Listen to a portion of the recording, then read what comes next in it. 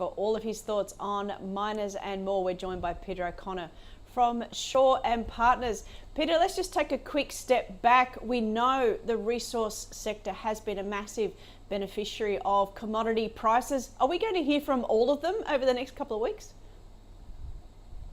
We are. It's going to be good afternoon. It's going to be incredibly busy for the next 7 trading days. So there's 30 companies, other than the ones today, that will be reporting their production and their sales updates for the March quarter over that sort of shortened 2-week period. So yeah, it's going to be a lot of data points out there and a lot of chance to review and assess and get a sense of where they're travelling in the quarter ahead. So, Peter, I guess there must be a few common themes such as supply constraints, weather-related issues, lockdowns in China. Does that impact everybody, or it's a case-by-case basis? Yeah, look, I think 2 of the key themes which are starting to build, and I think will be relevant over the next 2 weeks, will be inflation and cost pressure, which takes into some of the comments you've just made, but also growth, how anemic growth is globally. And just to touch on those 2 points, we've had 3 companies now talk about costs over the last 3 trading days. One was a large North American gold company called Barrick, and they talked about cost pressures in the June quarter versus the March quarter being up 15%, which is an extraordinary high step up quarter on quarter, and that's driven by inflationary pressures in their cost base. Rio Tinto today talked about cost pressures being the greatest since 1973. Many of the listeners may not have been born at that time, so that's going back a long way. So that's another data point. And Whitehaven Coal also talked about on their own position, the cost of fuel, diesel fuel, has doubled in the last year, such that they're paying about 5% more for their overall cost just because of diesel. So those pressures, I think, are going to be relevant and very prevalent over the next week or so. And that's something we should be thinking about for the rest of the year. And one thing the market doesn't do well, and I include myself in this category, is we don't model costs. We don't think about costs very well. It's easy to get production and revenue, commodity prices and multiply them together and get a revenue line, but costs are a little bit more difficult. We typically lag. So there's a potential for some negative surprises when the financials start coming out, which is another 3 or so months away. So that's the first point, inflationary pressures. Second would be on the anemic growth side, and we've had a couple of data points on that coming from, firstly, the World Steel Association. Steel's a really good barometer for global activity. So if you don't follow global domestic production or you don't subscribe to The Economist, you can look at steel production. That's a great guide. It's very coincident with what's happening in the world. And the World Steel Association updated their forecast for this year just the other day, and they said it would be about 0.4%, which kind of mirrors what we're seeing happening in some of the data points coming out globally. So with that level of low production, there's only about 7 million tonnes of steel to be added this year. That's on a 1.6 billion tonne steel base. That's not a lot of growth.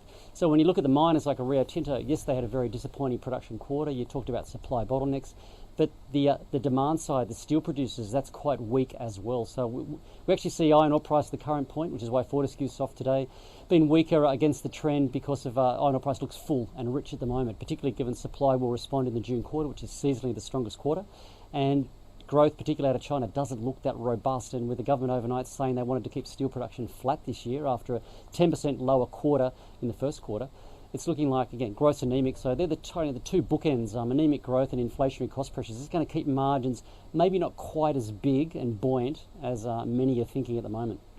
So one more generic question which just summarises that. So are these major miners lucky in a way that we have seen these supply constraints boosting commodity prices? It's given them some cover, but you're making it sound like it's not going to last. We live in cycles. There's always a cycle. It's a commodity cycle and an economic cycle, a geopolitical cycle. So they're always about to come down at some point or go up at some point as well. So, and most miners have come off their lows. If you look at a plot of all the miners over the last 6 months, most of them are close to their 52-week high than their 52-week low, other than the gold stocks, which are all still down close to that lower corner. So a lot of what we've been talking about, the buoyancy of commodity prices, supply constraints, that's in the price at the moment. So we're getting closer to a point where maybe there'll be a little bit of a retreat, what I call they'll make a fresh higher low before they reassert themselves, and if the commodity prices stay higher, go higher again. Well, we just had Rio on our screen. Disappointing quarter. You make it sound like that's happened just maybe once too often. It has, and this is the company, to be put in perspective, and by way of background, the best mining company in the world for decades, the 70s, the 80s, the 90s, the 2000s. They stumbled in the 210s, and they continue to stumble now, and it's getting disappointing to keep seeing words like challenging and disappointing and need to improve performance in all of their updates. And I do think they're past their nadir or their low point, but they've certainly got a long way to go. So the trajectory is right, but Rio needs to really improve its performance to get back onto a level that they were previously, and that doesn't look like it's going to happen quickly. And last quarter was not one of their best quarters they've had. And they're not changing their forward guidance, so we'll be keeping an eye on that. Now, Whitehaven Coal's a funny one. There were a few analysts, such as yourself, talking about it last year, that it might be a sleeper, that everyone wants energy security. How long can Whitehaven Coal run over these record coal prices? Well, I'll start with I'll give you a teaser. Whitehaven should be trading at twice the share price is trading at today. So that's a starting point. Let's go back 2 years. The energy thematic started 2 years ago. It was coming out of COVID in June 2020, so it's not just a recent phenomenon with what's happening in the Ukraine. It goes back to global recovery, post-COVID, global stimulus, demand increasing, and demand for energy, all types of energy, oil, gas, coal, uranium, and coal's been part of that. So coal prices continue to rise, and they were quite buoyant. They've certainly got an additional leg up in the last 3 months with what's been happening in Ukraine and Russia, but prices will stay high, and they're generating a lot of cash. So they've been lucky and fortunate in that perspective, but it's been a 2-year story coming through. What does it mean? Even with the cost pressures that I talked about earlier, their margin is extraordinary. Their costs are about $80 per tonne. Their revenue they banked last quarter, as you mentioned, was $315. That's a pretty chunky margin. So when you look at all the correlations of how this company should trade, whether it's the correlation of the coal price versus the share price, or the earnings expected by the market versus the share price, or the net present value of future cash flows versus the share price, they all point to a share price which should be closer to $10 per share, if not above. So at sub $5, even though it's trading the 52-week high, it's extraordinarily cheap. And I think I could take that same thematical thought process across New Hope Coal, Stanmore, Coronado Coal, and even the broader energy complex in oil and gas as well. So they've all been underdone on the back of potentially ESG issues, but there's certainly a large upside in terms of cash flow, cash returns, capital management from this sector.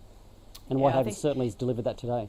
Yeah, the ESG won't be listening to that last part. What about gold? You just gave us a little hint there that it looks undervalued compared with the gold price. And of course, in Aussie dollar terms, it's looking pretty attractive as well.